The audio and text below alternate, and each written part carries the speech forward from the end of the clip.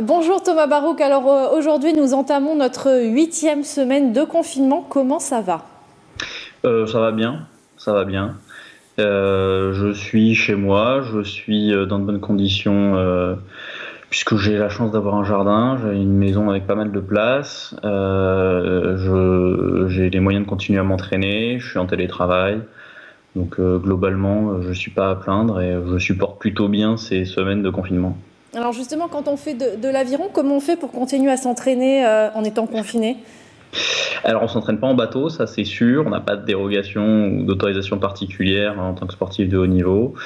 Je m'entraîne sur ergomètre, donc c'est un rameur d'appartement qui simule assez bien le mouvement de l'aviron avec beaucoup de paramètres techniques qui sont pas là, mais au niveau physiologique ça fait vraiment bien le travail.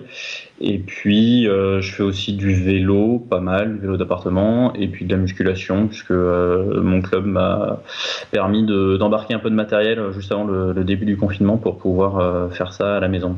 Vous avez un planning précis, entraînement le matin, une pause, entraînement l'après-midi, comment ça se passe? Oui, effectivement, j'ai une organisation de journée qui ressemble à peu près à ce qui se passe quand on n'est pas en période de confinement. La seule différence, c'est qu'il n'y a pas les déplacements. Je m'entraîne le matin, alors soit en début de matinée, soit en fin de matinée, ça dépend un peu de l'humeur, de la forme et puis des rendez-vous que je peux avoir au niveau professionnel aussi. Je déjeune normalement, je fais une petite sieste après, je recommence à travailler et puis je fais le deuxième entraînement en fin d'après-midi, début de soirée, suivant la durée. Donc c'est des journées qui ressemblent quand même pas mal à ce que je fais habituellement, Et à la différence près du déplacement. vous êtes resté en contact, j'imagine aussi avec votre collègue qui applique les mêmes règles que vous, les mêmes règles d'entraînement que vous aussi? Oui, alors de toute façon, au niveau national, on a un programme qui est le même pour tous les rameurs. On a toujours des contacts avec nos coachs au niveau de la fédération.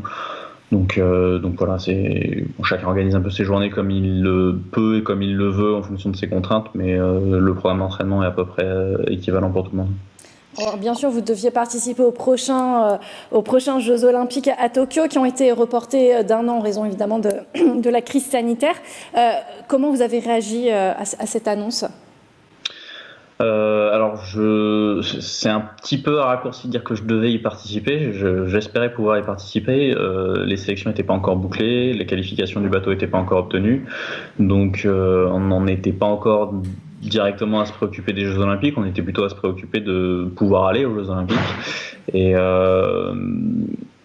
alors c'est sûr que avec la première nouvelle qui a été annoncée, c'était l'annulation de la régate de qualification, donc potentiellement une qualification sur tapis vert, ce qui nous arrangeait pas beaucoup parce que le bateau français était pas bien parti pour se qualifier de cette façon-là.